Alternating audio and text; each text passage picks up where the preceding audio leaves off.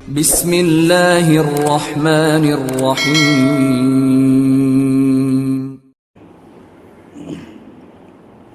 اما بعد اعوذ باللہ من الشیطان الرجیم بسم اللہ الرحمن الرحیم ومن شر حاسد اذا حسد صدق اللہ العظیم وقال النبي صلى الله عليه وسلم إياكم والحسد فإن الحسد يأكل الحسنات كما تأكل النار الحطب أو كما قال صلى الله عليه وسلم۔ بزرگوں اور دوستوں اور عزیز نوجوانوں،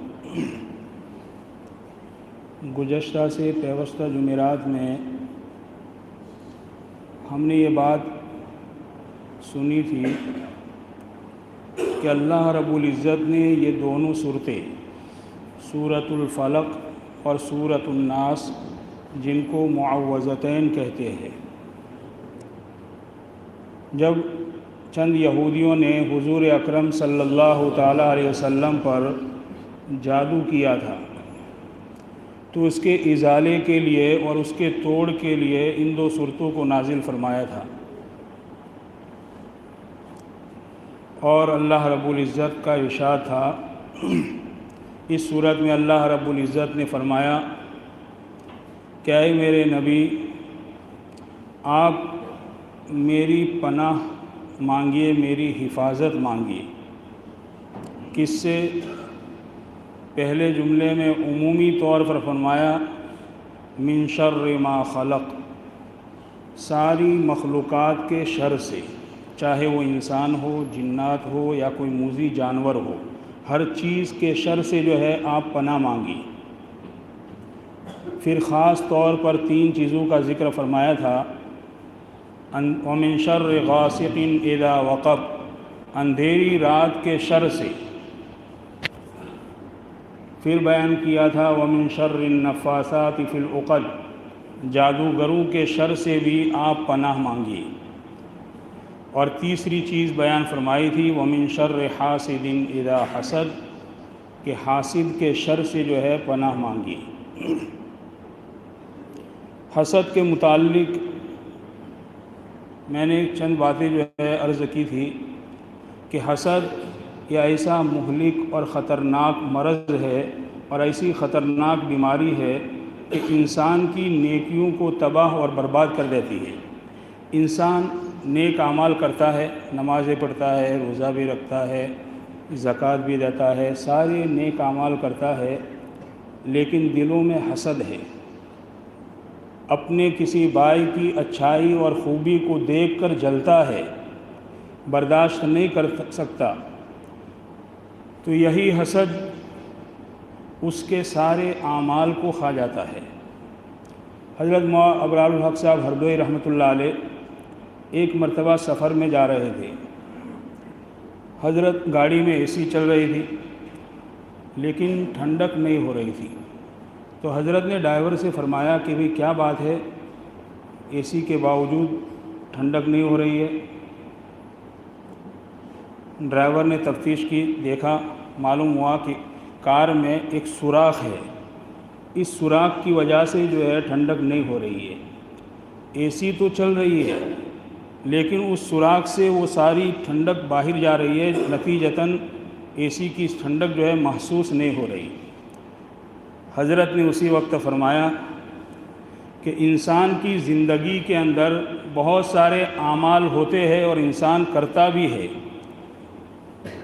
نمازیں بھی پڑھتا ہے، نوافل بھی، ذکر تسبیح کی بھی جو ہے عادت ہے، سارے اعمال کرتا ہے، لیکن کہیں غیبت کا سوراخ ہے، کہیں حسد کا سوراخ ہے، کہیں بدنظری کا سوراخ ہے۔ تو یہ سارے سوراخوں کی وجہ سے انسان کو اپنے نیک اعمال کی برکتیں جو ہے نظر نہیں آتی۔ جس طرح وہاں گاڑی میں ٹھنڈک نہیں ہوتی، اسی طرح یہاں پر جو ہے نیک اعمال کی برکتیں اور نورانیت جو ہے اس کے دل میں محسوس نہیں ہوتی۔ تو یہ حسد بڑا مہلک اور ہلاک کرنے والا مرض ہے، بیماری ہے۔ حضرت تھانوی رحمۃ اللہ علیہ نے ایک بات بیان فرمائی کہ جو آدمی حسد کرتا ہے تو گویا وہ اللہ تعالیٰ کی تقسیم پر اعتراض کرتا ہے کہ اللہ اس کو جو ہے تو نے یہ نعمت دی، اچھائی، مجھے کیوں نہیں دی؟ گویا حاسد اللہ تعالیٰ کی تقسیم پر اعتراض کرتا ہے، اس کو اللہ تعالیٰ کی تقسیم اور تقدیر جو ہے پسند نہیں ہے، اس کی وجہ سے وہ حسد کر رہا ہے، اپنی زبان حال سے جو ہے یہ بتلا رہا ہے۔ حدیث قدسی ہے، اللہ رب العزت نے جب لوح و قلم کو پیدا کیا، بڑی بڑی مخلوقات کو اللہ تعالیٰ نے آسمانوں میں پیدا کیا ہے، ان میں سے ایک قلم ہے، اللہ تعالیٰ نے اس کو اپنے دست قدرت سے پیدا فرمایا، جس کی قسم کھائی ہے، ہم پڑھتے ہیں قرآن پاک میں، نون والقلم وما یسطرون۔ قلم کو پیدا کرنے کے بعد اللہ رب العزت نے قلم کو حکم دیا، اکتب، لکھ۔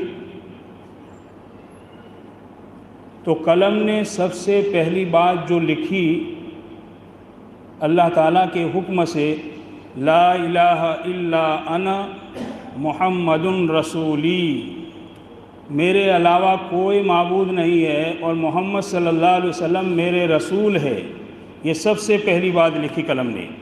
اس کے بعد اللہ نے حکم دیا کہ اور لکھ، تو قلم نے اس کے بعد لکھا۔ ذرا غور سے سنے ہوئے اس کو کہ حسد کی کس قدر جو ہے مذمت اور برائی ہے۔ قلم نے لکھا کہ جو آدمی من لم یستسلم برضائی ولم یصبر علی بلائی ولم یشکر علی نعمائی فلیتخذ ربا سوائی۔ قلم نے یہ بات لکھی، من لم یستسلم برضائی، جو میرے فیصلے پر، بقضائی، جو میرے فیصلے پر راضی نہیں، اور جس آدمی کو میرا فیصلہ منظور نہیں، میں نے ہر ایک کو الگ الگ حالتوں میں رکھا ہے، تو من لم یستسلم بقضائی، جو میرے فیصلے پر راضی نہیں ہے، ولم یصبر علی بلائی، اور میری مصیبتوں پر صبر نہیں کرتا ہے، ولم یشکر علی نعمائی، اور میری دی ہوئی نعمتوں کا شکر ادا نہیں کرتا ہے، اللہ رب العزت نے فرمایا فلیتخذ ربا سوائی، اس کو چاہیے کہ میرے علاوہ کسی اور کو رب بنا لے۔ اتنی ہی وعید جو ہے صرف کافی ہے۔ اور حسد کرنے والا گویا اللہ رب العزت کی تقسیم پر اعتراض کرتا ہے، وہ یوں کہہ رہا ہے حسد کر کے کہ اللہ ان کو اچھائی کیوں دی تو نے، مجھے کیوں نہیں دی؟ یہ اللہ تعالیٰ کی تقسیم پر اعتراض ہے۔ اسی لیے بعض علماء نے جو ہے حسد کے انجام اور نتیجے کے اندر بیان فرمایا ہے کہ جزاء الحسد قتل، حسد کا بدلہ جو ہے قتل ہے۔ علامہ غزالی رحمۃ اللہ علیہ نے ایک واقعہ لکھا ہے۔ حضرت فرماتے ہیں کہ ایک بادشاہ تھا، ان کے دربار میں ایک اللہ والے رہتے تھے، جو بادشاہ کو اچھے اچھے اور مفید مشورے دیا کرتے تھے، بادشاہ کے جو ہے مقربین میں سے تھے، قریب لوگوں میں سے تھے۔ بادشاہ ان سے محبت کرتا اور وہ بادشاہ سے محبت کرتے۔ دوسرے جو لوگ تھے ان میں سے ایک آدمی کے دل میں حسد پیدا ہوا کہ یہ آدمی جو ہے بادشاہ کا مقرب ہے اور بادشاہ ان کو زیادہ چاہتے ہیں، تو ہمیں جو ہے زیادہ اتنا نہیں چاہتے، تو اس کے دل میں حسد پیدا ہوا۔ تو اس کو جب برداشت نہیں ہوا تو اس نے ایک تدبیر رچی اور بادشاہ کے پاس گیا اور جا کر کہنے لگا کہ بادشاہ سلامت، یہ آدمی جس کو آپ چاہتے ہیں لوگوں کے سامنے تو کہتا پھرتا ہے کہ بادشاہ کے منہ سے بدبو آتی ہے، یہ لوگوں کے سامنے تمہارے متعلق ایسی بات کہتا ہے یہ؟ تو بادشاہ جو ہے تعجب میں پڑ گیا اور کہنے لگا کہ اچھا یہ بات ہے؟ کہا ہاں، اور اگر آپ کو یقین نہیں آتا ہے میری بات پر تو آپ دیکھ لے۔ ادھر جو ہے بادشاہ کے کان میں یہ بات ڈالی، دوسری طرف اس نے اس آدمی کی دعوت کی، اور دعوت کے کھانے کے اندر لہسن اور پیاز بہت زیادہ ڈال دیا، اور اس کو وہ کھانا کھلایا۔ کھانا کھانے کے بعد بادشاہ نے پیغام بھیجا کہ بھی بلاؤ ان کو جن کے متعلق جو ہے اس نے شکایت کی تھی، ان کو بلایا گیا۔ بادشاہ کی دوری پر جو ہے تھوڑے بیٹھے وہ، بادشاہ نے کہا قریب بیٹھو، پھر بادشاہ نے کہا اور قریب آؤ، وہ قریب آئے، کہا اور قریب آؤ، بادشاہ نے اپنے سے بالکل ان کو قریب بٹھایا۔ بادشاہ نے جب بات شروع کی تو انہوں نے اپنے منہ پر آستین یہ کپڑا رکھ دیا، کپڑا رکھ کر جو ہے بات کرنے لگے۔ بادشاہ کے دماغ میں بات آئی کہ اس کی بات صحیح معلوم ہو رہی ہے، اس نے اس کی بات پر یقین کر لیا۔ بادشاہ نے آخر میں فیصلہ یہ کیا کہ ایک خط لکھا، اور اس خط کے اندر جو ہے یہ بات لکھی کہ اس خط کو لے کر جو آنے والا ہے اس کو قتل کر دیا جائے، اور ان کو جو ہے حکم دیا کہ جاؤ فلاں حاکم کے پاس جاؤ اور یہ خط پہنچاؤ۔ ان کو پتہ نہیں تھا کہ اندر کیا چیز لکھی ہوئی ہے۔ جب یہ لے کر دروازے کے باہر ہی نکلے تھے کہ وہ آدمی وہاں باہر کھڑا تھا جس نے بادشاہ کو کان بھرے تھے اور بادشاہ کو بھڑکایا تھا، وہ باہر کھڑا تھا۔ جب یہ لے کر باہر نکلے تو اس نے یہ سوچا کہ نہ معلوم جو ہے اس خط میں کتنا بڑا انعام لکھا ہوا ہوگا، یہ آدمی وہ بڑا انعام پا لے گا، کیوں ایسا نہ کروں کہ میں اس کو کچھ رقم دے دوں اور اس سے وہ خط میں خود لے لوں اور اس کو پہنچاؤں۔ چنانچہ انہوں نے وہ خط، جب وہ باہر نکلے تو کہنے لگا کہ آپ اتنا لمبا سفر کر کے جائیں گے، مشقت ہوگی، آپ کو تکلیف ہوگی، کیوں ایسا نہ کرو کہ میں آپ کو جو ہے کچھ رقم دے دوں اور یہ خط مجھے دے دو۔ اللہ والے تھے، کہا کہ لو بھائی لے لو اس کو، کوئی بات نہیں۔ انہوں نے وہ خط لے لیا، انہوں نے دے دیا اور اس نے وہ خط لے لیا۔ وہ خط لے کر جو ہے وہ آدمی روانہ ہوا اور حاکم کے پاس جہاں پہنچنا تھا وہاں پہنچے۔ خط کھول کر جو ہے حاکم نے دیکھا تو اس میں لکھا ہوا تھا کہ اس خط کو لے کر جو بھی آئے اس کو قتل کر دیا جائے۔ جب وہ خط کھولا تو انہوں نے حکم دیا کہ بھی انہیں قتل کر دیا جائے۔ وہ چلا رہا ہے کہ حضور یہ تو دوسرے کو دیا تھا لیکن میں لے کر آیا ہوں۔ بھئی اس میں تو یہ بات لکھی ہوئی ہے کہ جو لے کر آئے اسے قتل کر دیا جائے۔ چنانچہ جو ہے ان کو قتل کر دیا گیا۔ کچھ زمانہ گزرا تو یہ اللہ والے بادشاہ کے دربار میں حاضر ہوئے۔ بادشاہ دیکھ کر تعجب میں پڑ گیا کہ کیا ہوا معاملہ، سمجھ میں نہیں آ رہا ہے۔ کہاں تو وہ خط لے کر تم نہیں گئے تھے اس کے پاس؟ کہا حضور ایسی بات ہو گئی تھی۔ پھر جو ہے پورا واقعہ سنایا تو بادشاہ کہنے لگا کہ اس وزیر کا حسد جو ہے اس کو لے گیا دنیا سے، اسی حسد نے جو ہے اسے قتل کر دیا۔ اسی لیے بعض علماء کا قول ہے جزاء الحسد قتل، حسد کا بدلہ جو ہے قتل ہے۔ جب آدمی کے اندر یہ بیماری پیدا ہوتی ہے تو اس کا نفس گندہ ہو جاتا ہے، اور اس بیماری کی نحوست اس کے ہر عضو پر ظاہر ہوتی ہے۔ پھر اس کی زبان جو ہے صحیح نہیں چلے گی، اپنی زبان سے جو ہے زہر اگلے گا، کسی کی اچھائی اور کسی کی تعریف جو ہے اسے برداشت نہیں ہوگی۔ بھائی جو اچھا کام کر رہا ہے اس کی تعریف کرو اور اس کی جو ہے ہمت افزائی کرو کہ بہت اچھا کام کر رہے ہو بھائی تم۔ لیکن عام طور پر جو ہے یہ مزاج بن چکا ہے کہ اللہ معاف فرمائے کہ مجھ سے کوئی آگے نہ بڑھے، یہ مزاج بن چکا ہے، اور یہ بڑا مہلک اور بڑا جو ہے ہلاک کن مرض ہے، بیماری ہے۔ زبان کا زہر، زبان سے ایسی باتیں ہماری زبانوں سے نکلتی ہے کہ سامنے والے کے دل کو جو ہے ٹکڑے ٹکڑے کر دیتے ہیں۔ حالانکہ کسی کے دل کو توڑنا اور زبان سے کسی کو تکلیف پہنچانا، حدیث پاک میں جو ہے اس کے متعلق کئی احادیث بیان فرمائی۔ حضرت ابو دجانہ رضی اللہ تعالیٰ عنہ ایک صحابی ہے، ان کا نام تھا سماق ابن خرشنہ رضی اللہ تعالیٰ عنہ۔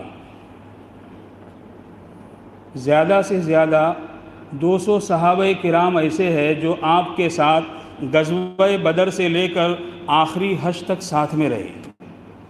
200 سے زائد نہیں ہوگے، اس سے کم ہوں گے. 200 صحابہ کرام ایسے ہیں. یہ حضرت ابو دجانہ رضی اللہ تعالیٰ عنہ ایک بات کہہ رہے ہیں، بھائی ذرا غور سے سننا اس کو. ایک بات کہہ رہے ہیں تو ان کی جو ہے مختصر تاریخ اور ان کے مختصر حالات جو ہے میں آپ کے سامنے بیان کروں تاکہ ان کی بات کا وزن ہمیں معلوم ہو کہ وہ کیا کہنا چاہتے ہیں. تو یہ ان 200 صحابہ کرام میں سے ہے کہ جو غزوہ بدر سے لے کر آخری حج تک آپ کے ساتھ رہے. ایک بات، جب آپ حج کے لیے تشریف لے گئے تو مدینہ منورہ کے اندر اپنا نائب بنا کر جو ہے آپ گئے تھے. ان کو کتنے بڑے صحابی ہوں گے، اپنا نائب بنا کر جو ہے حج کے لیے تشریف لے گئے. غزوہ احد کے اندر آپ نے ایک تلوار اٹھائی اور تلوار اٹھا کر فرمایا بھئی اس کو کون لے گا. کئی صحابہ کرام کھڑے ہو گئے. پھر آپ نے فرمایا کہ اس کا حق کون ادا کرے گا. جب یہ جملہ آپ نے فرمایا تو سارے پیچھے ہٹ گئے. صرف 3 صحابی رضی اللہ عنہم کھڑے رہے. ایک حضرت زبیر ابن عوام رضی اللہ تعالیٰ عنہ، حضرت عمر ابن خطاب رضی اللہ عنہ، اور ایک حضرت ابو دجانہ رضی اللہ تعالیٰ عنہ. یہ 3 صحابی کھڑے رہے تو آپ نے وہ تلوار حضرت عمر ابن خطاب، حضرت زبیر ابن عوام رضی اللہ تعالیٰ عنہما کو نہیں دی. حالانکہ عمر ابن خطاب رضی اللہ تعالیٰ عنہ کی بہادری مشہور ہے. حضرت زبیر ابن عوام بھی جو ہے بڑے شہسوار تھے، بڑے بہادروں میں سے تھے یہ بھی، اور آپ کے پھوپھیزاد بھائی بھی ہے. لیکن آپ نے وہ تلوار ان کو نہیں دی بلکہ وہ تلوار حضرت ابو دجانہ رضی اللہ تعالیٰ عنہ کو دی. تو حضرت عمر ابن خطاب رضی اللہ تعالیٰ عنہ نے تو کوئی محسوس نہیں کیا، لیکن حضرت زبیر ابن عوام رضی اللہ تعالیٰ عنہ کو کچھ محسوس ہوا کہ یہ تلوار مجھے کیوں نہیں دی. میں بھی جو ہے بڑا بہادر ہوں اور میں آپ کے جو ہے پھوپھیزاد بھائی ہوں، پھوپھی کا لڑکا ہوں، مجھے نہیں دی. حضرت ابو دجانہ رضی اللہ تعالیٰ عنہ نے وہ تلوار لی. کافروں کا 3000 کا مجمع تھا. 3000 کے مجمع کو چیرتے ہوئے اس پار نکلے. وہاں کچھ عورتیں تھیں، وہ گیت گا رہی تھی اور گیت گا کر جو ہے کافروں کو ابھار رہی تھی، جوش دلا رہی تھی. جب حضرت ابو دجانہ رضی اللہ تعالیٰ عنہ کو ان عورتوں نے دیکھا تو ساری عورتیں بھاگ گئی. ہندہ جو ہے بھاگ نہ سکی اور حضرت ابو دجانہ رضی اللہ تعالیٰ عنہ کے زد میں آ گئی. اس کے سر پر جو ہے حضرت ابو دجانہ رضی اللہ تعالیٰ عنہ نے تلوار رکھی. اس نے چیخ ماری. حضرت زبیر ابن عوام رضی اللہ تعالیٰ عنہ پیچھے پیچھے تھے.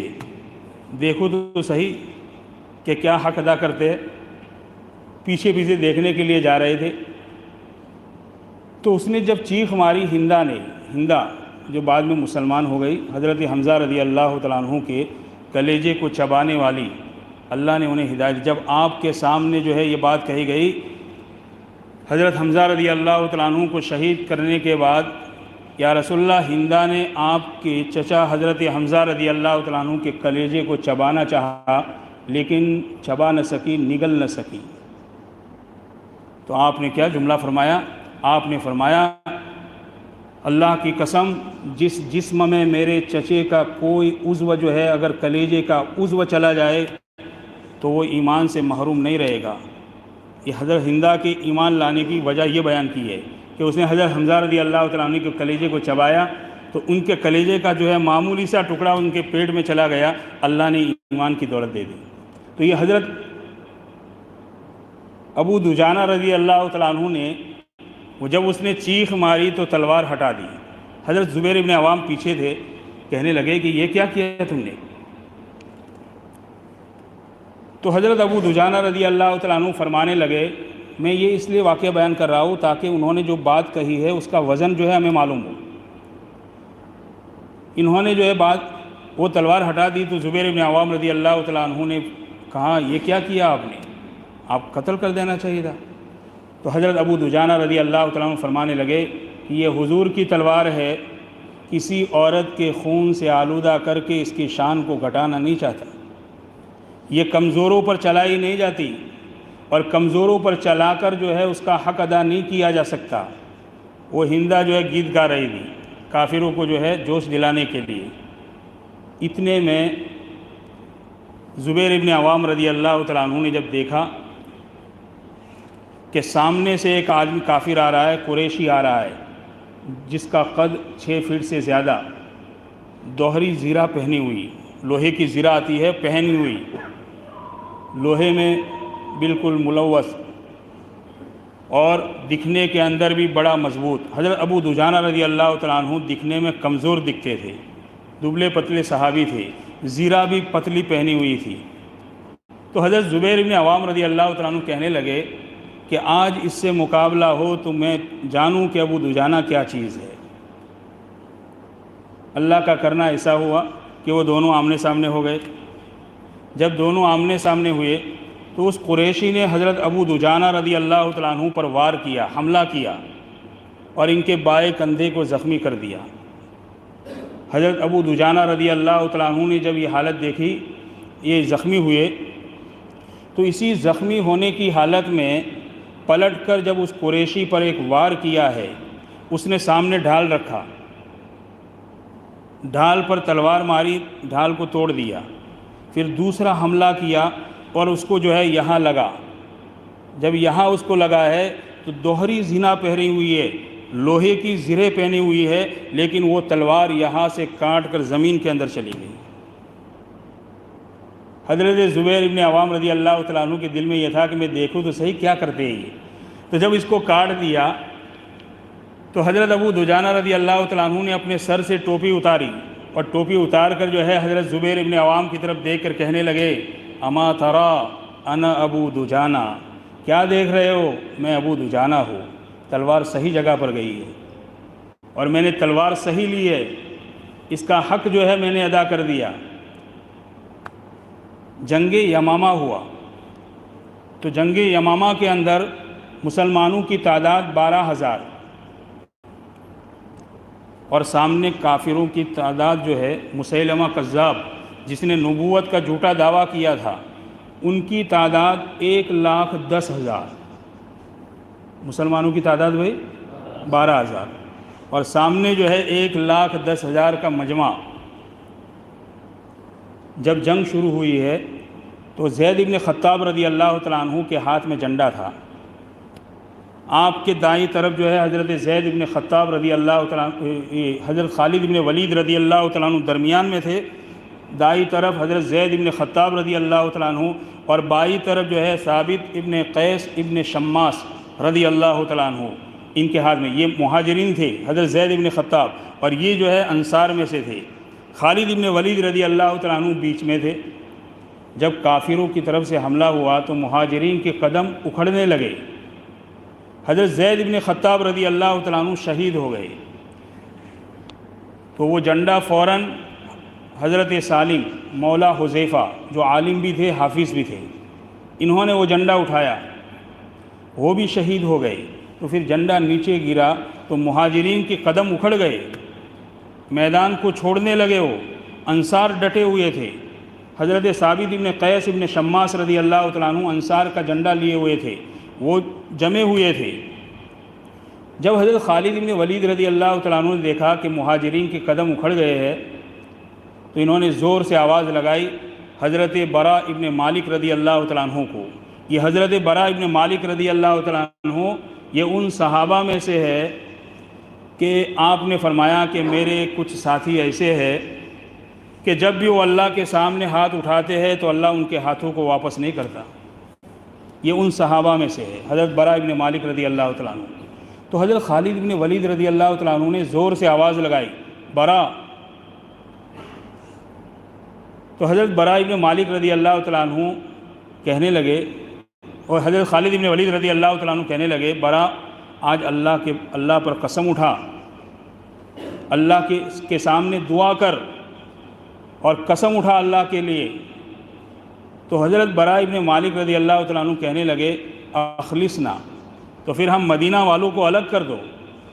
تو حضرت خالد ابن ولید رضی اللہ تعالیٰ عنہ نے فرمایا، جاؤ لے کر جاؤ، چونکہ انصار بھی بہت زیادہ تعداد میں تھے۔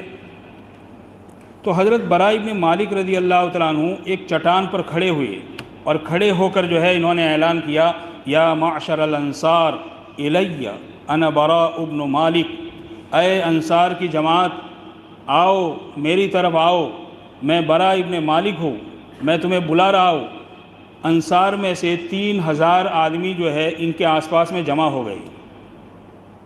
تو حضرت براء ابن مالک رضی اللہ تعالیٰ عنہ کہنے لگے، اما المدینۃ فلا مدینہ، مدینہ کا خیال دل و دماغ سے نکال دو، ہا ہن المحشر، یہیں پر ہماری قبریں بنے گی، اپنے ڈھال کو توڑ دو، اپنے زروں کو جو ہے توڑ دو، اب یہ مدینہ کا خیال دلوں سے نکال دو، ہمیں یہیں پر جو ہے شہید ہونا ہے اللہ کے دین کے لیے۔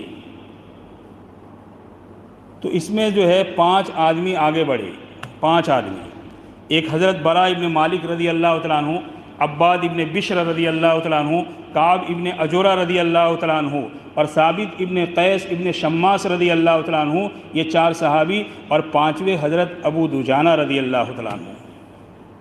ان پانچوں آدمیوں نے 3000 کے مجمع کو گائیڈ کی، آگے بڑھے۔ 1,10,000 کے مجمع سے مقابلہ ہو رہا ہے، 3000 کے مجمع سے 1,00,000 میں اس طرح سوراخ کیا کہ سوراخ کرتے کرتے ان کو جو ہے مجبور کر دیا ایک قلعے کے اندر گھس جانے کے لیے۔ سارے لوگ ایک قلعے کے اندر گھس گئے۔ جب قلعے تک پہنچے تو حضرت ابو دجانہ رضی اللہ تعالیٰ عنہ شہید ہو گئے، عباد ابن بشر رضی اللہ تعالیٰ عنہ بھی شہید ہو گئے، اور ثابت ابن قیس ابن شماس رضی اللہ تعالیٰ عنہ بھی شہید ہو گئے۔ صرف 2 صحابہ بچے۔ کیا ہمت اور کیا جرأت تھی ان کے اندر! ہاں، کیا بھئی ایمانی کتنی طاقت ہوگی ان میں! ایک صحابی رضی اللہ تعالیٰ عنہ فرماتے ہیں، کاتب وحی کے لکھنے والے صحابی ہے شرحبیل ابن حسنہ رضی اللہ تعالیٰ عنہ، بہت ناٹے سے صحابی تھے۔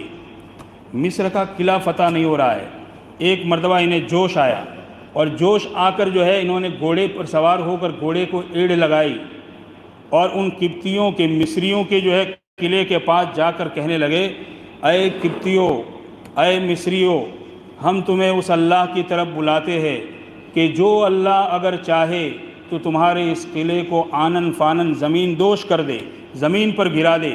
یہ کہہ کر شہادت کی انگلی اٹھائی اور پڑھا، اشہد ان لا الہ الا اللہ و اشہد ان محمد الرسول اللہ۔ فوراً پورا قلعہ زمین پر آ گیا۔ بادشاہ کو جب یہ پتہ چلا تو اس نے لوگوں کو بلایا کہ تم نے یہ کیا جادو کیا؟ کہا، ہم کوئی جادو نہیں کرتے، ہم تمہیں دعوت دینے کے لیے آئے ہیں کہ تم بندوں کی غلامی سے نکل کر محمد مصطفیٰ صلی اللہ علیہ وسلم کی غلامی کو اختیار کرو، ساری چیزیں جو ہے تمہارے لیے ہو جائے گی۔ علامہ اقبال رحمۃ اللہ علیہ نے کیا خوب فرمایا تھا کہ کی محمد سے وفا تو نے تو ہم تیرے ہے، یہ جہاں ہے کیا چیز لوح و قلم تیرے ہے۔ اتباع سنت ہی ہماری زندگی سے نکل گیا۔ میں اپنے نوجوان بھائیوں سے ہاتھ جوڑ کر ایک بات عرض کرتا ہوں، اللہ کی قسم، اللہ کے دشمنوں کی نقل نہ اتارو، اللہ کے نبی کی جو ہے نقل اتارو، سنتوں سے جو ہے محبت کرو، اپنے چہرے پر اللہ کے نبی کی سنتوں کو سجاؤ، اپنے کپڑوں پر بھی جو ہے اللہ کے نبی کی سنتوں کا اظہار کرو، ظاہر کرو۔ انشاءاللہ قیامت کے دن اللہ رب العزت جو ہے ساری نعمتوں سے، حضرت علی رضی اللہ تعالیٰ عنہ سے آپ نے فرمایا کہ علی، عرش کے نیچے سے ایک ہوا چلے گی اور وہ جنت کے دروازوں سے ٹکرائے گی، تو جب جنت کے دروازے آپس میں ٹکرائیں گے تو ایسی موسیقی جو ہے پیدا ہوگی اور ایسی میوزک جو ہے پیدا ہوگی کہ اللہ کی قسم دنیا والوں میں سے کسی نے ایسی میوزک نہ سنی ہوگی۔ گانوں کے سننے سے جو ہے اپنے کانوں کو بند کر دو۔ اسی لیے ایک اللہ والے فرماتے ہیں، ارے مسلمان تو اسلام سے کتنا دور ہو گیا، اللہ کی قسم ایک وقت تھا کہ تیرا سر قرآن کی آیتوں پر ہلا کرتا تھا، تیرا سر قرآن کی آیتوں پر جھومتا تھا، آج تیرا وہی سر جو ہے گانوں کے سامنے جھوم رہا ہے۔ کتنے دور چلے گئے ہم اللہ کے نبی کی سنتوں کو چھوڑ کر۔ تو یہ حضرت ابو دجانہ رضی اللہ تعالیٰ عنہ جب قلعے کے پاس پہنچے تو شہید ہو گئے، 2 صحابی باقی رہے یہ 5 میں سے۔ انہوں نے کہا ہمیں پش کرو، اونچا کرو، اور قلعے کی دیوار سے جو ہے ہمیں اندر کی طرف جو ہے ڈالو۔ 1,10,000 کا مجمع، اور یہ 2 صحابی قلعے کے اندر جو ہے اترنے کے لیے تیار۔ کہا ہمیں ڈالو، اس میں پش کیا گیا، اندر ڈالا گیا۔ قلعے کی دیوار سے ٹیک لگا کر سرکتے سرکتے سرکتے دروازے تک پہنچے تو حضرت کعب ابن عجرہ رضی اللہ تعالیٰ عنہ جو ہے زخمی ہو گئے تھے، ان کا ایک ہاتھ کٹ گیا۔ حضرت براء ابن مالک رضی اللہ تعالیٰ عنہ سلامت رہے، پہنچ کر دروازہ کھول دیا۔ حضرت خالد ابن ولید رضی اللہ تعالیٰ عنہ قلعے کے اندر داخل ہوئے۔ حضرت وحشی جنہوں نے حضرت حمزہ رضی اللہ تعالیٰ عنہ کو قتل کیا تھا، وہ فرماتے ہیں میرے دل میں یہ خیال آیا کہ آج اگر میں نے مسیلمہ کذاب جس نے نبوت کا جھوٹا دعویٰ کیا تھا، اگر آج میں اس کو قتل کر دوں گا تو حضرت وحشی کے قتل کا داغ جو ہے مجھ پر سے دھل جائے گا۔ وہ دور سے بہت زیادہ وار کرتے تھے، نیزے کے چلانے میں ماہر تھے، چنانچہ انہوں نے جو ہے دور سے نیزہ چلایا، بہت لمبا واقعہ ہے، دور سے نیزہ چلایا اور مسیلمہ کذاب کو جا کر لگا اور اس کو چیر کر باہر نکل گیا۔ تو یہ حضرت ابو دجانہ رضی اللہ تعالیٰ عنہ جو بدر سے لے کر آخری حج تک آپ کے ساتھ رہے، جبکہ بدرین کے متعلق کیا فرمایا گیا؟ حضرت جبرائیل علیہ السلام نے ایک مرتبہ پوچھا یا رسول اللہ آپ کے صحابہ میں بہتر کون لوگ ہیں؟ تو آپ نے فرمایا کہ وہ صحابہ جو بدر میں شریک ہیں وہ سب سے بہتر ہے۔ تو حضرت جبرائیل علیہ السلام کہنے لگے یا رسول اللہ آسمان میں وہ فرشتے سب سے افضل اور بہتر ہے جو بدر کے دن اتارے گئے۔ بدر میں اتارے گئے دن میں انی ممدکم بألف من الملائکۃ مردفین، 1000 فرشتے اللہ نے جو ہے اتارے تھے۔ وہ فرشتے آسمان میں تمام فرشتوں سے افضل ہے۔ دوسری بات، اللہ کے نبی کا ارشاد ہے بدریین کے بارے میں، آپ نے بدر والوں کے لیے فرمایا تمہاری جو مرضی ہو چاہو کرو، اللہ نے تمہیں معاف کر دیا ہے۔ تو وہی حضرت ابو دجانہ رضی اللہ تعالیٰ عنہ جو ہے ایک بات فرما رہے ہیں، ذرا غور سے سننا اس بات کو۔ فرما رہے ہیں کہ لوگوں میرے پاس بخشش کا سب سے بڑا عمل بدر ہے نہیں، حالانکہ بدرین کی فضیلت ہم نے ابھی پڑھی سنی۔ حدیبیہ ہے نہیں، جبکہ حدیبیہ میں 1400 صحابہ کرام شریک تھے، ان کے متعلق اللہ تعالیٰ نے فرمایا تھا لقد رضی اللہ عن المؤمنین اذ یبایعونک تحت الشجرہ، اللہ راضی ہو گیا ان لوگوں سے، 14 صحابہ جو صلح حدیبیہ میں شریک تھے۔